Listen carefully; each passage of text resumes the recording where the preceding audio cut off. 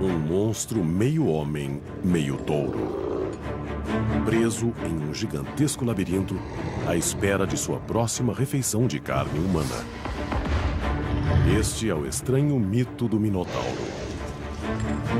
Uma bestial e furiosa aberração da natureza que perpetua o símbolo do animal que há em todo homem. Mas essa história esconde uma impressionante realidade. Sacrifícios humanos reais, bestialidade, guerra e as ruínas de um labirinto de verdade. Esta é a história real por trás do mito do Minotauro. Confronto dos deuses.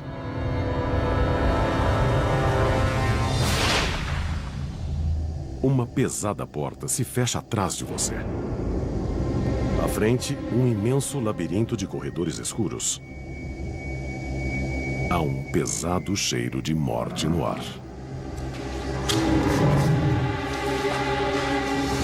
Você está preso no labirinto do Minotauro. E não há como sair.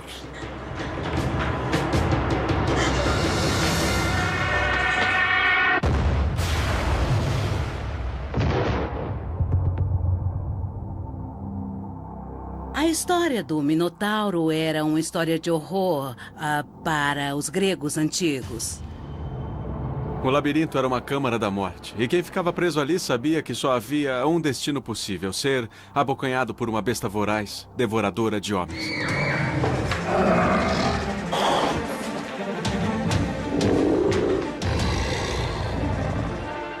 Esse meio homem, meio animal, esse ser arrancava pedaços e consumia a carne das pessoas.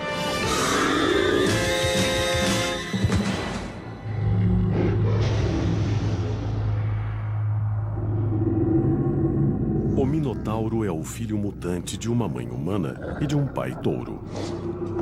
Ele tem o corpo de um homem muito forte, enorme e poderoso, mas tem a cabeça de um touro com chifres.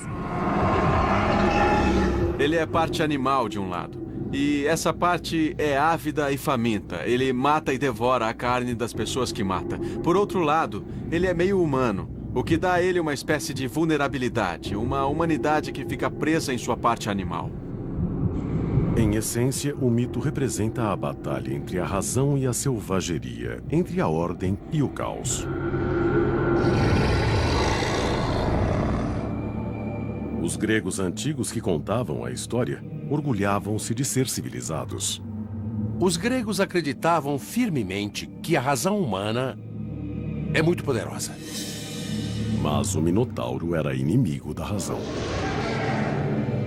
Um símbolo dos instintos animais interiores ao homem. O Minotauro, o monstro, era a parte indomável da natureza que os gregos tentavam entender. Era uma coisa que eles não conseguiam controlar.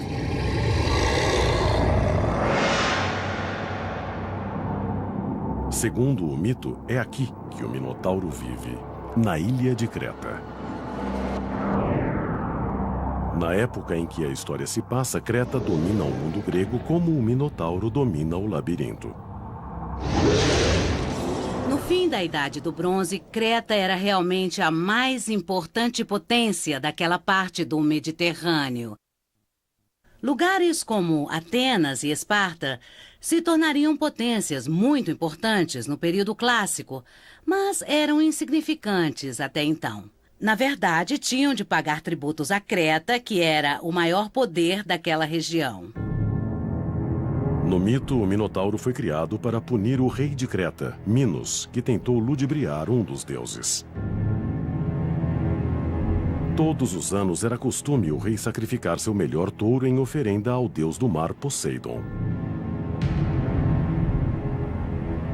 Mas um ano, seu rebanho produziu um touro tão bonito, tão perfeito, que Minos não pôde se separar dele e sacrificou um touro inferior em seu lugar.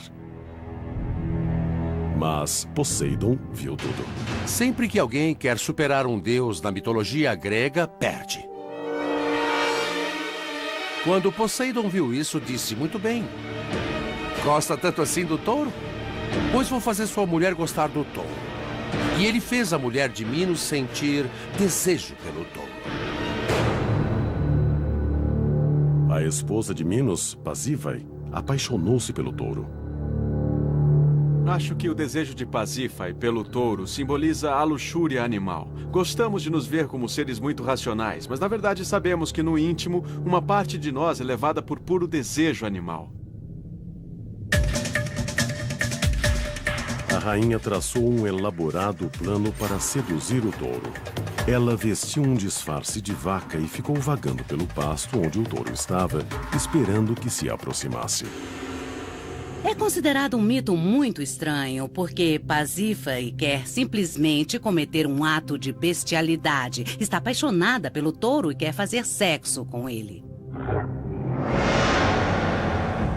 Parece que uma das preocupações dos antigos gregos e romanos era estabelecer um comportamento sexual apropriado, e fazer sexo com animais era um tabu, que foi muito trabalhado na mitologia. No mundo real, houve cenas míticas e famosas de bestialidade realizadas no Coliseu, onde mulheres escravas foram forçadas a copular com touros apenas para divertir. Muitas vezes, nesses espetáculos reais, os antigos estavam representando o mítico encontro da rainha Pasífae com o touro.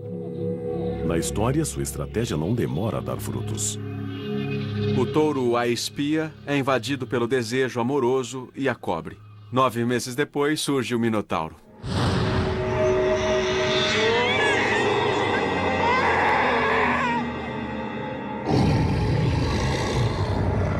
O nascimento de monstros é frequentemente associado à perversidade ou algum delito, e há aqui as duas coisas. Porque Minos não cumpriu sua parte de um trato e porque Pasífae cedeu a um desejo não natural. A criança nasceu monstruosa e deformada. Um menino meio humano, meio touro, destinado a se tornar um horror. Nós o conhecemos como um monstro, mas ao mesmo tempo ele parece ser vítima de seu destino e por isso eu tenho sentimentos divididos. Eu não posso realmente condená-lo. O Minotauro tem um nome estranho. O pai dele não é Minos, mas a primeira metade do seu nome vem justamente de Minos. A segunda metade, Taurus, é uma palavra que significa touro. Então, Minotauro é o touro de Minos. Para os antigos, esse híbrido de homem e touro era um conceito poderoso e assustador. Os touros eram parte central da civilização grega. Eram até venerados como deuses. Havia muitos sacrifícios e também rituais em volta do culto ao touro em todo o Mediterrâneo Oriental. O touro representa a virilidade e a força masculinas. E o touro era exatamente isso, religiosamente, um ícone da potência e da fertilidade masculinas, além de muita força e poder. O conceito do poder do touro foi levado aos tempos judaico-cristãos, e no presépio se vê um touro insuflando no bebê Jesus a sua força vital.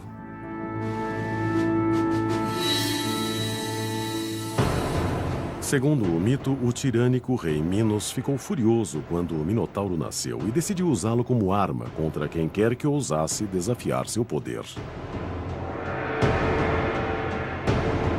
E ele concebe o plano de construir uma terrível prisão, de que seu bestial enteado seria o guardião.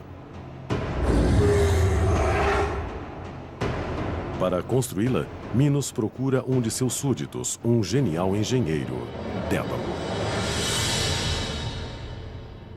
Dédalo é o construtor mais famoso da antiguidade. É como Thomas Edison e Frank Lloyd Wright juntos.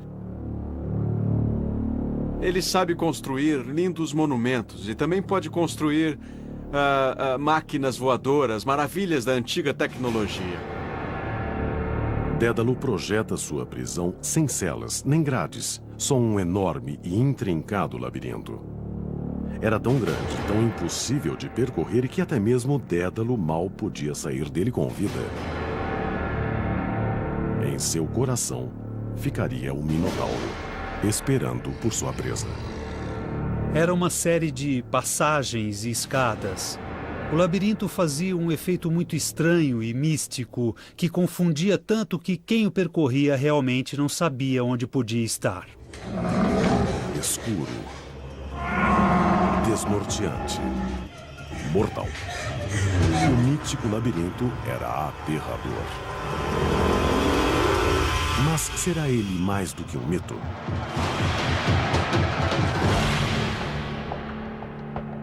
Hoje, na ilha de Creta, há um labirinto subterrâneo que guarda uma inacreditável semelhança com o labirinto do Minotauro. A Caverna de Messara. É uma pedreira subterrânea antiga que, segundo a cultura local, pode ter inspirado o mito. Sinuosas passagens se estendem por mais de 3 quilômetros sem ordem alguma. De fato, muitas das pessoas que ousaram entrar na caverna usaram um cabo para não se perderem. Essa tática será crucial para as vítimas do Minotauro, mais tarde, no mito. Marcas de cinzel encontradas ao longo dos túneis provam que as cavernas foram feitas pelo homem, que foram cavadas com ferramentas antigas. Por séculos, visitantes que vieram explorar este lugar ficaram convencidos de terem encontrado a morada do Minotauro. E muitos deixaram suas marcas. Vamos entrar. Hoje, exploradores ainda enfrentam o desafio de percorrer o labirinto. Seu objetivo é alcançar esta sala central, onde se dizia que o Minotauro residiu. O pessoal vem pra cá para vencer o medo. E quando vencem, quando cumprem sua missão, escrevem seus nomes aqui e saem felizes. Seria ótimo se fosse o labirinto. Todo mundo quer saber de onde saiu a ideia de um labirinto. E quando se vê em cavernas assim, rapidamente vem à cabeça que aqui pode ter sido o covil do Minotauro. Um antigo labirinto feito pelo homem na mesma ilha onde dizem que o mito aconteceu. É o candidato perfeito para ser o labirinto do Minotauro, exceto por uma coisa. A maioria dos peritos diz que o mito é anterior a essas cavernas. As cavernas foram feitas mais no fim do período greco-romano, e há registro da visita de peregrinos no período. Mas o mito de um labirinto com um Minotauro veio muito, muito depois. Se Messara não é o local que inspirou o mito do labirinto, o que inspirou? A procura por pistas nos reporta novamente ao mito.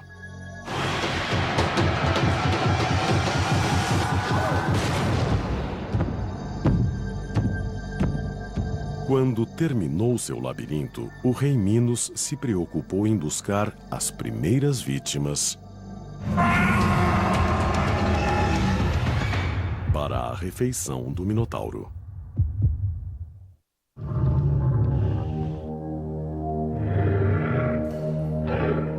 Segundo um antigo mito, a ilha de Creta abrigava um monstro meio homem, meio touro que patrulhava um obscuro labirinto. E o labirinto em si era tão confuso que seu próprio construtor mal podia achar o caminho da saída. No centro, o Minotauro espera suas primeiras vítimas, faminto de carne humana. Creta. Atenas. Enquanto isso, 300 quilômetros a norte, em uma pequena cidade-estado chamada Atenas, atletas de todo o Mediterrâneo se reúnem para competir em uma série de desafios esportivos, um evento precursor dos Jogos Olímpicos. Entre os competidores está o príncipe Androgeu, filho de Minos, rei de Creta e meio-irmão do Minotauro. O filho de Minos, Androgeu, ganhou todas as competições: corrida, lançamento, canto. Ele foi um astro. Isso irritou tanto um grupo de jovens atenienses que bêbados provocaram uma briga e mataram Androgeu.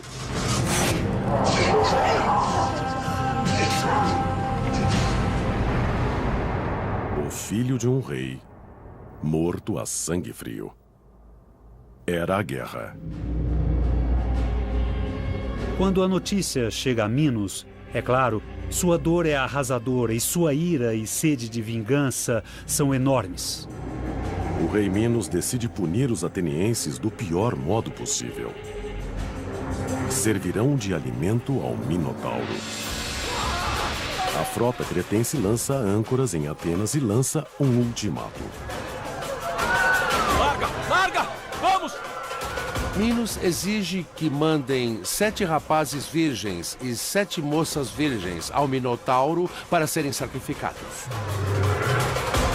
Pessoas virgens eram muito valorizadas no mundo antigo porque se acreditava que sua pureza as aproximava dos deuses.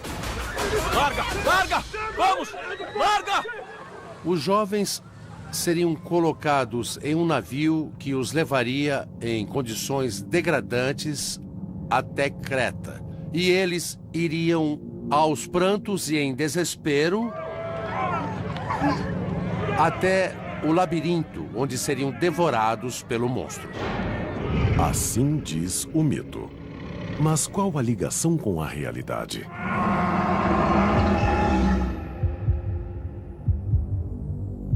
A história simboliza um conflito real e histórico. A batalha épica entre uma velha superpotência e um estado em ascensão.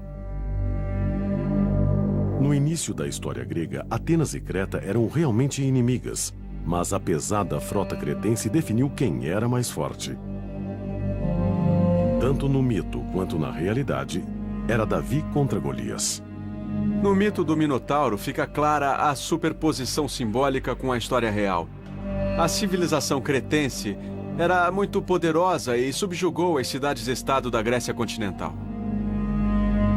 Minos fazer essa exigência tão ultrajante reflete a clara dominação de Creta sobre toda aquela área. Os atenienses contavam a história do Minotauro como propaganda política. O Minotauro representava a tirania de Creta. O labirinto era o poder quase inescapável de Creta e as vítimas simbolizavam o sofrimento de Atenas. O propósito do mito era fazer os cretenses parecerem bárbaros e maus. E funcionou. Para os gregos, que enfeitaram essa história durante séculos, era uma prova muito importante de que eles e seus deuses e seu pensamento racional eram superiores aos cretenses e seus touros e seus monstros. No mito, Atenas é forçada a mandar sacrifícios humanos ao Minotauro a cada 9 anos ou enfrentar uma guerra total contra Creta. Mas por que 9 anos? Por seus registros, parece que compreendiam o movimento da Lua ao passar por várias constelações que passam em ciclos de 9 anos. Essa seria a base para o sacrifício a cada 9 anos. Sempre que houver uma lua cheia no equinócio, será tempo de mandar novos sacrifícios à besta.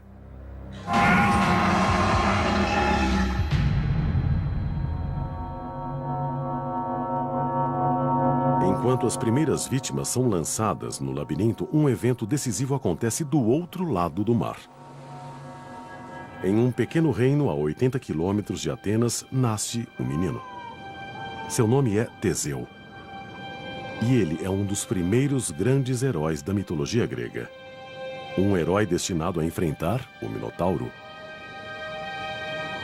O nascimento de Teseu é de primordial importância para a identidade ateniense. Teseu pertence a uma velha ordem de heróis, caracterizada por uma tremenda força, uma tremenda coragem e grande capacidade intelectual. Teseu é filho de uma bela princesa grega e não de um, mas de 2 pais poderosos. Na noite em que foi concebido, sua mãe teve relações com Egeu, rei de Atenas, e com Poseidon, deus do mar. O que costuma acontecer é que a mãe dormia tanto com o pai humano quanto com o pai divino, de modo que a mulher era fertilizada por 2 pessoas ao mesmo tempo. Ter dupla paternidade permite que Teseu herde o trono de Egeu e também tenha acesso aos favores especiais de Poseidon. Esse cenário de dois pais era muito comum em mitos da antiguidade. E é algo que muitos governantes reais advogaram para si mesmos. Talvez o mais conhecido deles seja Alexandre o Grande, que celebrou a si mesmo como sendo parcialmente divino. Tempos depois, no período romano, os imperadores, a começar por Augusto, disseram que descendiam dos deuses. Davam autoridade extra a dizer que eram filhos de deuses. Segundo o mito, quando Teseu nasceu, o rei Egeu colocou suas sandálias e sua espada sob uma pesada rocha e disse à mãe de Teseu que quando o menino fosse forte o suficiente para levantar a rocha, poderia reclamar seu título de príncipe de Atenas.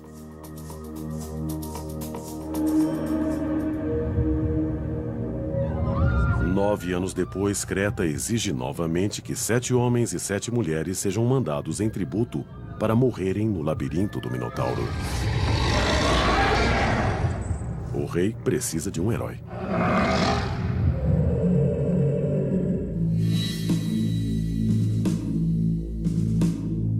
Na terceira vez que Creta exige tributo, Teseu está pronto.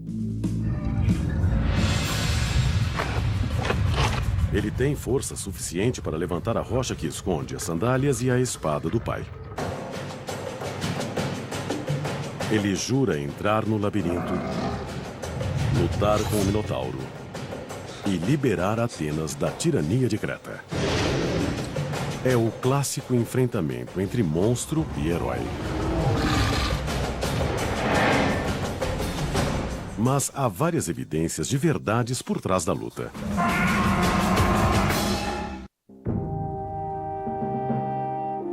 A cidade de Atenas está de luto.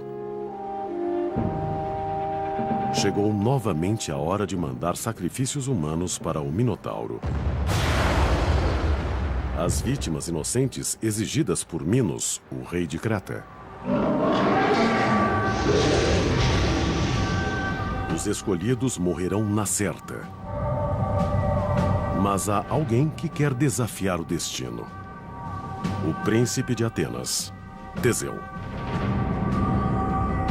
Ele está ansioso para provar sua bravura e libertar seu reino. Um herói tem de fazer grandes coisas para ganhar status de herói. Então ele tem de realizar um grande feito para que atenienses não se submetam mais a Minos e para que parem de dar as suas crianças ao Minotauro. A cena está montada. É Teseu, símbolo heróico do que há de melhor no homem, contra o Minotauro, o reflexo selvagem do que o homem tem de pior.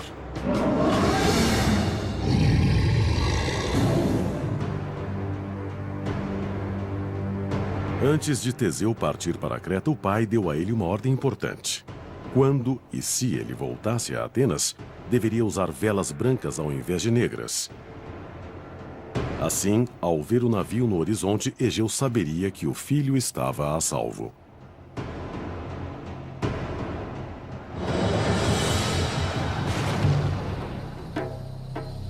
Segundo o mito, Teseu se dirigirá para cá, Knossos, a capital do rei Minos e dos cretenses. Os gregos antigos acreditavam que aí residia o Minotauro e que era a cena de horríveis crimes contra a humanidade. Hoje, suas ruínas ainda contêm pistas da realidade por trás do mito. No auge do poder de Creta, entre 1700 e 1450 a.C., esta cidade abrigava 100.000 pessoas. Em seu centro havia um palácio de construção muito complexa. Na verdade, muitos acham que foi ele que inspirou originalmente o labirinto. Realmente deve ter sido muito difícil alguém se situar no enorme palácio que tinha algo como 1.000 aposentos e 5 andares em certos lugares. Havia muitos corredores e não havia vestíbulos. Os corredores iam de uma saleta a outra saleta e não havia um caminho direto para lugar nenhum. Quando os gregos viram o palácio pela primeira vez, não viram sentido nele, daí veio a ideia de labirinto. Imaginaram uma série de corredores, de calabouços ou masmorras escuras. E isso violava o sentido grego de simetria, e gregos gostam de simetria. Escavações modernas dentro do palácio só reforçaram sua conexão com o mito do Minotauro. Por todo lugar há sinais de veneração ao touro.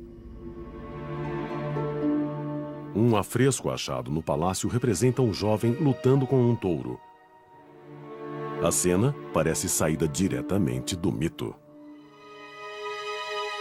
As pinturas do Palácio de Knossos mostram um jovem nu dando um salto mortal sobre um touro com grandes chifres que parece estar furioso e tenta pegá-lo.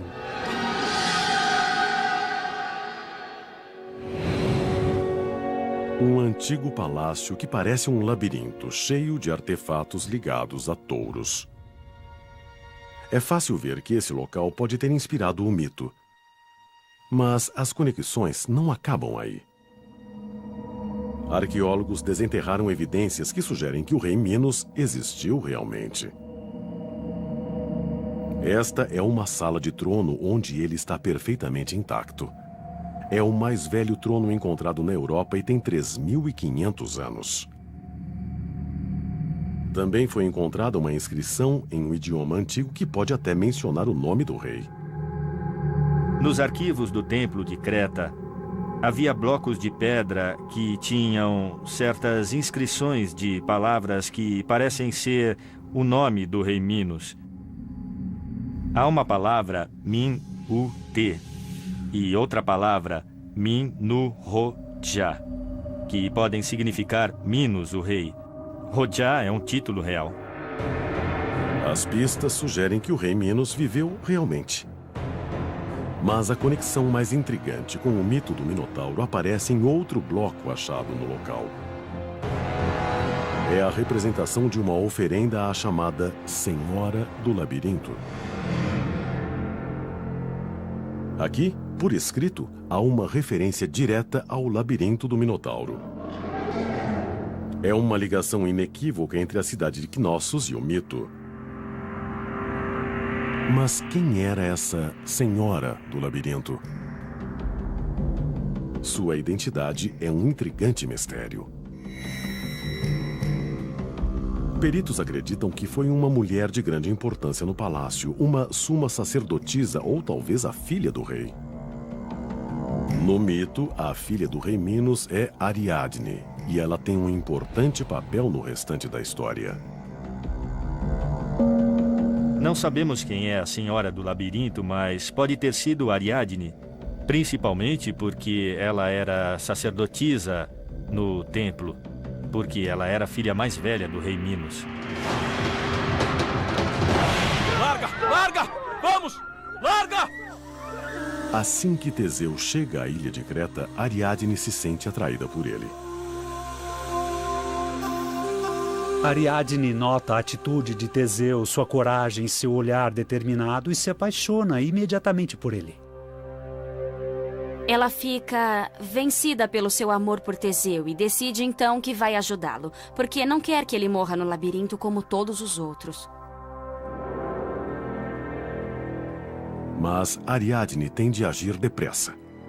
Ela procura Dédalo, o criador do labirinto, e implora a ele que explique como se sai dali. Dédalo dá a ela um retroz. Em antigas traduções desse mito, a palavra retroz significa um novelo de fio trançado. Foi isto que Dédalo deu a Ariadne, e a esse fato ficou associada a palavra rastro. E Dédalo disse: "Por que você não usa um novelo de fio? Amarre uma ponta na porta e desenrole o novelo enquanto andar no labirinto. Quando chegar ao centro, vai achar o caminho de volta, seguindo o fio." Nós continuamos a usar esse conceito em exploração submarina. Mergulhadores amarram uma ponta de corda na entrada de um navio naufragado ou de uma caverna, entram, exploram e seguem a corda para sair. A razão, algo que os gregos prezavam acima de tudo, foi o que resolveu o problema. E deu uma resposta simples a uma situação que parecia insolúvel.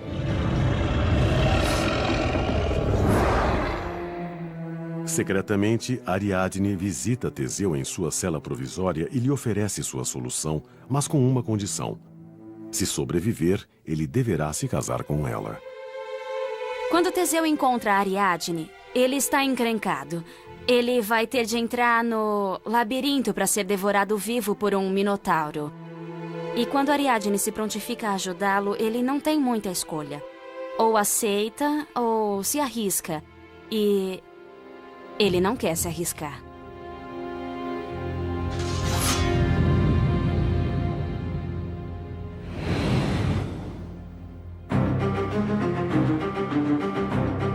Na manhã seguinte, as 14 vítimas são mandadas ao labirinto. Como animais para o abate.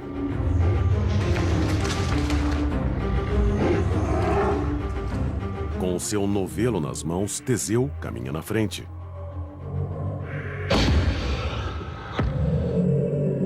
Teseu amarra o fio trançado na porta e começa a caminhar passo a passo no túnel escuro e úmido. Teseu foi oferecido em sacrifício humano. É um conceito difícil de avaliar hoje em dia, mas há evidências que sugerem que os antigos cretenses não só sacrificaram seres humanos, mas também os comiam.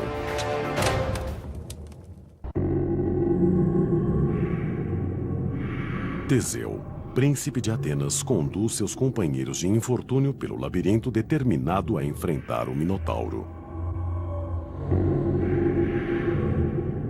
Ele tem um novelo de fio trançado nas mãos, de modo que ele ache o caminho de volta.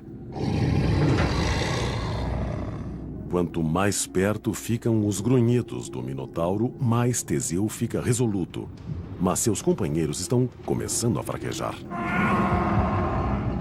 É muito fácil imaginar o terror deles à medida que caminham pelo labirinto.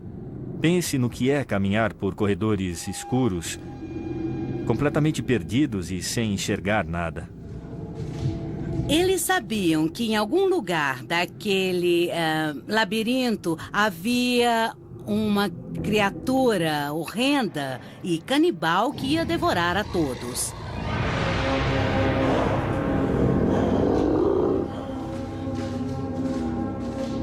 Só não sabiam quando iriam dar de cara com o monstro.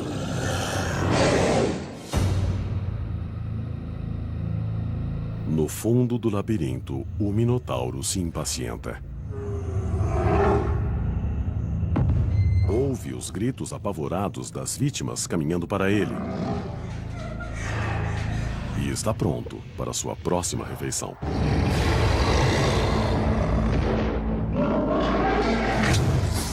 Ele é o inimigo que Teseu precisa derrotar para libertar Atenas da tirania de Creta. Assim diz o mito. Mas qual a ligação com a realidade?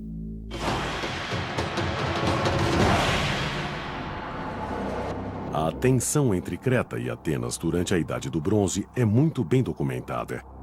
Mas os cretenses eram assim tão selvagens como sugere o mito?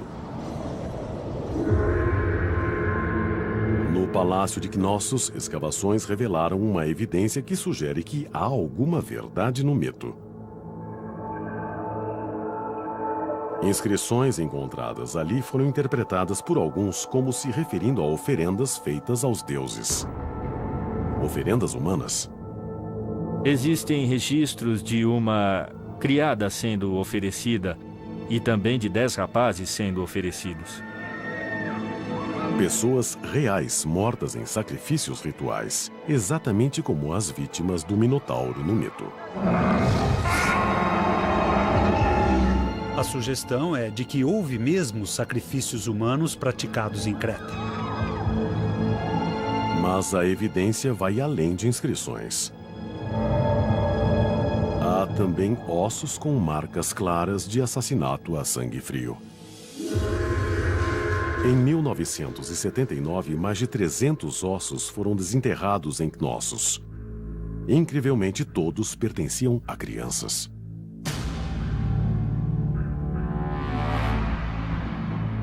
Cerca de 25% dos ossos têm marcas feitas por uma lâmina fina, do tipo que seria usada para separar a carne do osso. Os ossos tinham marcas de facas, tinham cortes, marcas nas laterais. Então fica realmente muito difícil dizer que não houve um massacre, talvez até canibalismo. Não há outra forma de interpretar essa evidência.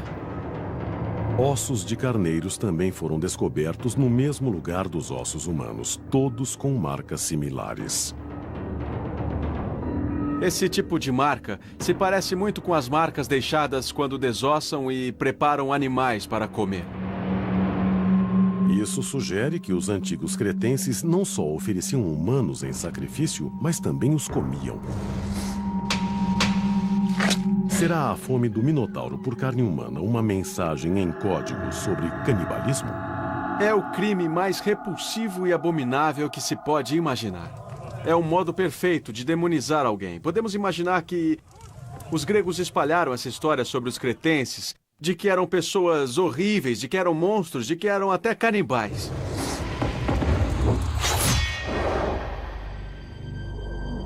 O mito continua. Os corredores do labirinto estão imersos na escuridão. É impossível para Teseu enxergar o caminho. Mas os grunhidos do Minotauro estão cada vez mais altos. É isso que o orienta. Seu novelo de fio já está pequeno agora. Tem 1/4 do tamanho que tinha quando entrou no labirinto. O monstro está próximo. Ele sente o fedor do sangue nas paredes, ele vê os ossos das vítimas anteriores. Em um canto, ele vê alguém dormindo. Até a respiração do Minotauro o enche de pavor. Mas essa é a diferença entre heróis e pessoas comuns. O herói sente medo, mas o domina e persegue o grande feito. Teseu ataca, pegando a besta semi-adormecida. Teseu se aproxima. Surpreso, o Minotauro salta e ataca. É uma luta entre o machado e a espada. O futuro da Grécia e de Creta está em jogo.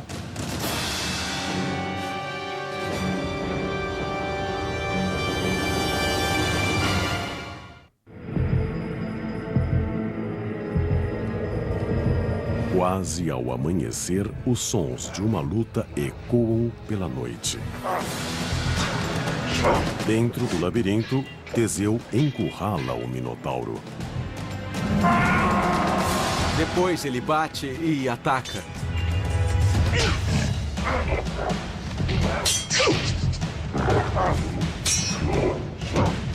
Antes do monstro perceber, Teseu domina a situação.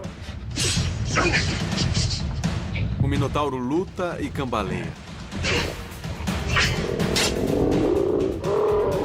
O herói prepara o golpe final.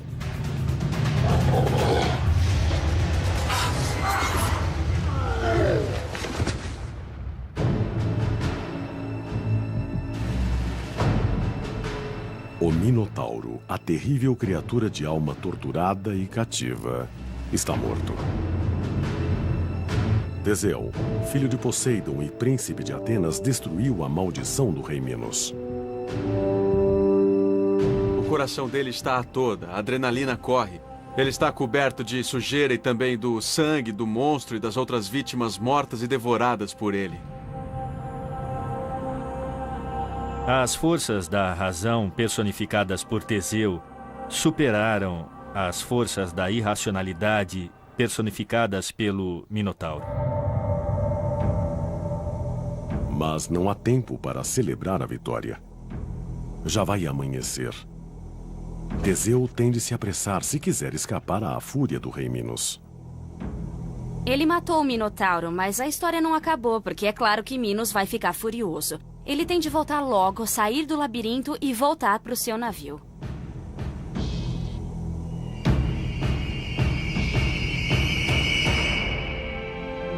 Ele puxa o fio de volta e conduz os jovens atenienses para fora do labirinto. Eu posso imaginar a alegria que devem ter sentido esses jovens quando viram que seu destino não foi o que tinha sido pensado e que o destino tinha sido mudado pelo feito do herói.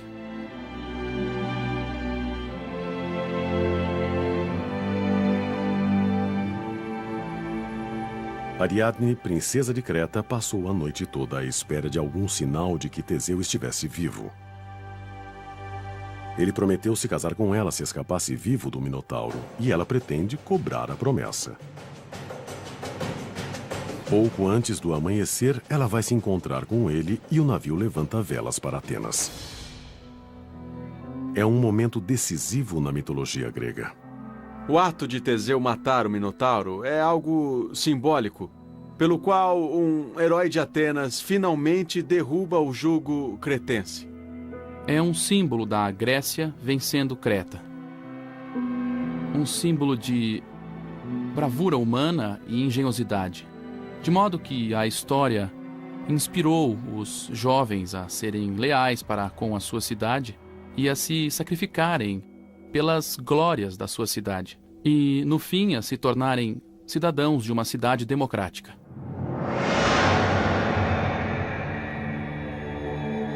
Teseu deixa Creta como herói, mas sua viagem para casa vai terminar em tragédia. Quando saiu para combater o Minotauro, Teseu prometeu a seu pai, o rei Egeu, que içaria as velas brancas quando voltasse para casa para assinalar sua vitória. Todas as manhãs, durante meses, Egeu vai ao mesmo rochedo e procura avistar o navio. Quando finalmente ele aparece no horizonte, está com velas negras. O rei fica desconsolado, achando que o filho tinha sido devorado pelo Minotauro. Em seu desespero, Egeu salta do rochedo para o mar e para a morte. Até hoje, esse mar se chama Egeu, em honra ao pai de Teseu. Teseu falha ao não usar as velas brancas. O conto original não dá explicação de por que ele se esqueceu do que prometeu. Mas o final do mito sugere uma despreocupação típica da juventude. Essa é a explicação. Ele ficou empolgado com a vitória, estava chegando em casa e se esqueceu de trocar as velas. A súbita morte de Egeu é uma consequência chocante. Teseu chega não apenas como liberador de Atenas, mas como seu novo rei. O rei que, segundo o mito, transformaria a cidade, de simples fortaleza do exército, em superpotência regional. Neste mito, a ascensão de Atenas ao status de potência é totalmente creditada a Teseu. E o mito parece ter sido escrito em parte para provar isso. Ao adotar Teseu como seu herói fundador, os atenienses deram uma mensagem. Disseram que a longa dominação de Creta estava terminada e que havia uma nova liderança, Atenas.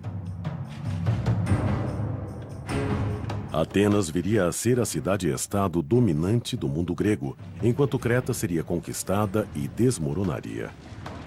Mas muito tempo depois dos dois reinos desaparecerem na história, o mito de Teseu e o Minotauro perdura.